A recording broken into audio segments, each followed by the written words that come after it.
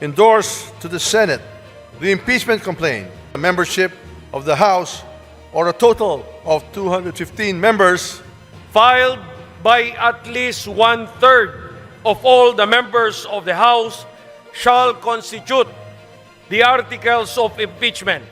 I move that the Secretary General be directed immediately to endorse the same to the Senate. Is there any objection? Ayun na, sumabog na. Panoorin natin ang kaganapan.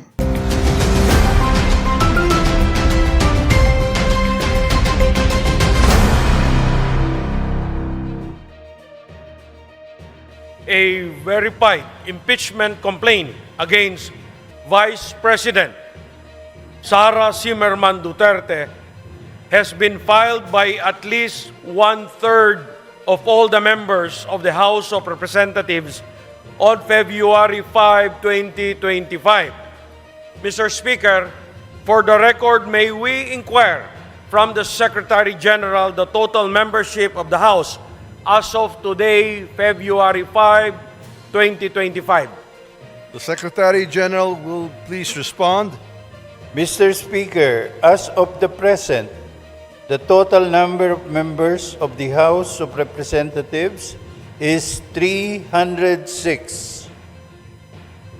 The Majority Leader is recognized. Mr. Speaker, may we inquire from the Secretary General how many members of the House verified and swore before him the impeachment complaint? Secretary General, please respond to the query of the Majority Leader. Yes, Mr. Speaker. Pursuant to Section 14, Rule 4 of the Rules of Procedures, in impeachment proceedings, the total number of House members who verified and swore before me this impeachment complaint is 215 House members.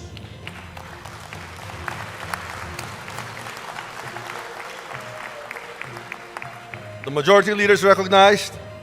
Mr. Speaker, may we know what is one-third of the total number of the members of the House? The Secretary General will please respond.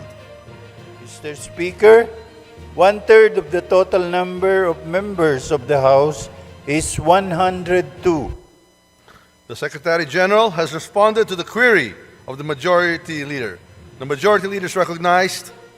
Mr. Speaker, for the record, in consonance with the Constitution on Article 11 on accountability of public officers, particularly Section 3, Paragraph 4, and pursuant to Section 14, Rule 4 of the Rules of Procedure in impeachment proceedings, which provides as follows. Section 14, endorsement of the complaint resolution to the Senate. A verified complaint resolution of impeachment filed by at least one-third of all the members of the House shall constitute the articles of impeachment. And in this case, the verified complaint resolution shall be endorsed to the Senate in the same manner as an approved bill of the House.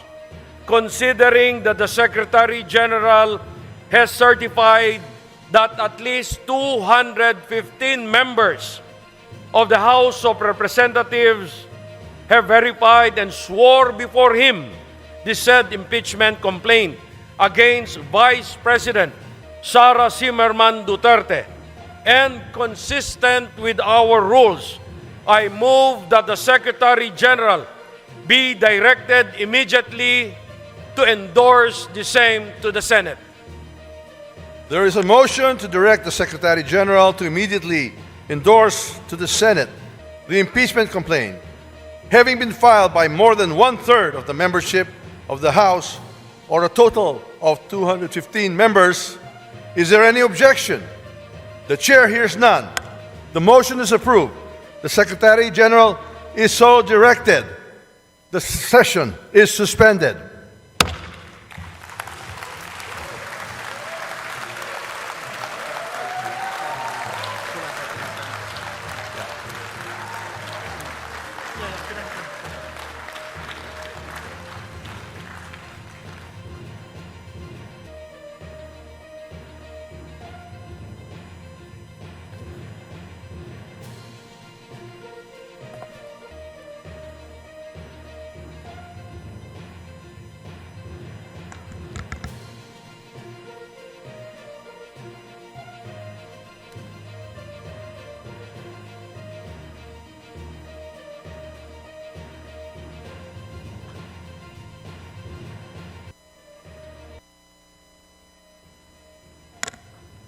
The session is resumed.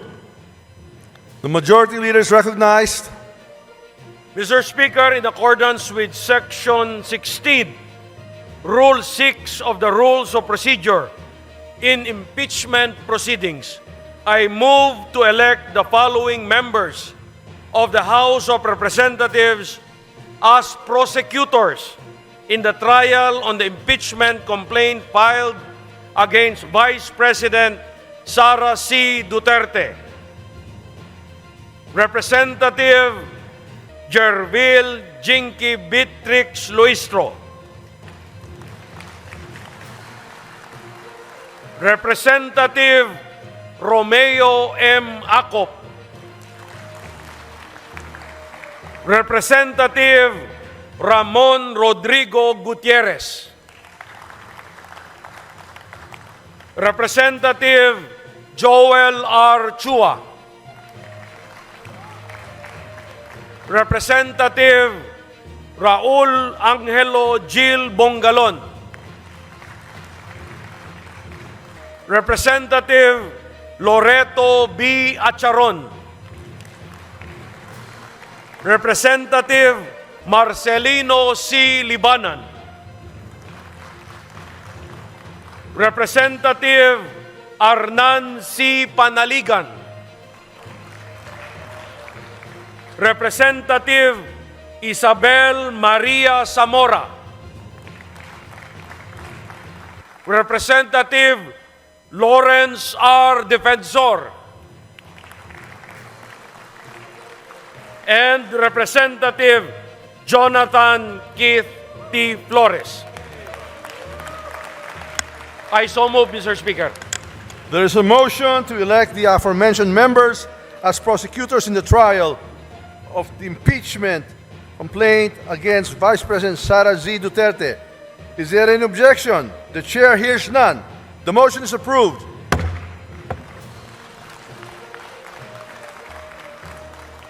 The majority leader is recognized. Mr. Speaker, in the additional reference of business earlier read by the Secretary General, there are 3 other impeachment complaints filed against Vice President Sara C. Duterte.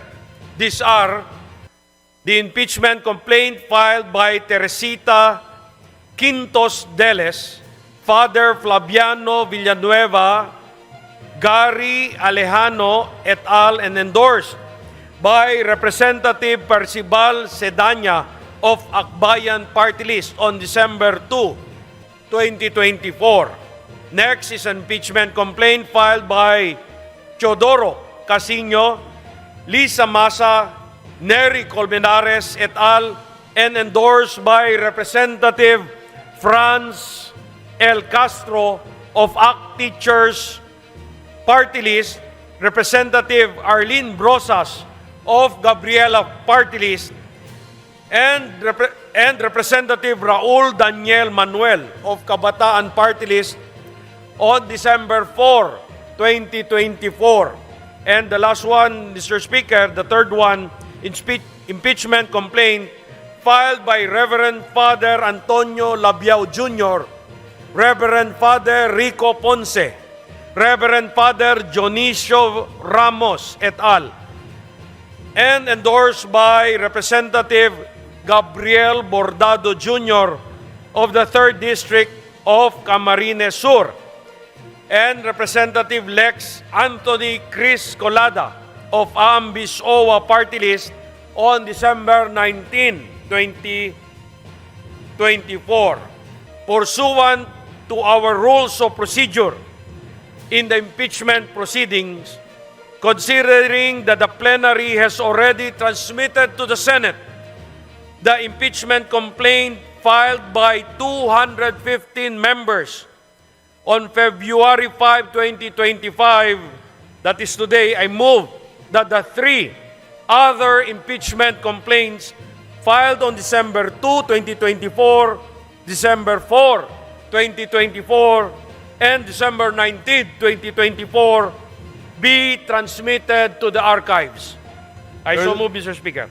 There is a motion to transmit to the archives the aforementioned 3 impeachment complaints filed last December 2, 4 and 19, 2024. Is there any objection? The chair hears none. The motion is approved. These impeachment complaints are transmitted to the archives. Mr. Speaker, I move to suspend session for a few minutes. Session suspended. It's my honor, Mr. Secretary, to turn over this impeachment complaint filed and endorsed by 215 House members and approved by the plenary for transmittal to the Senate, which I am now doing. Yes, thank you very much. It's my duty as well to receive this transmittal from the Honorable House of Representatives as presented by the Secretary. We will give you two original copies, which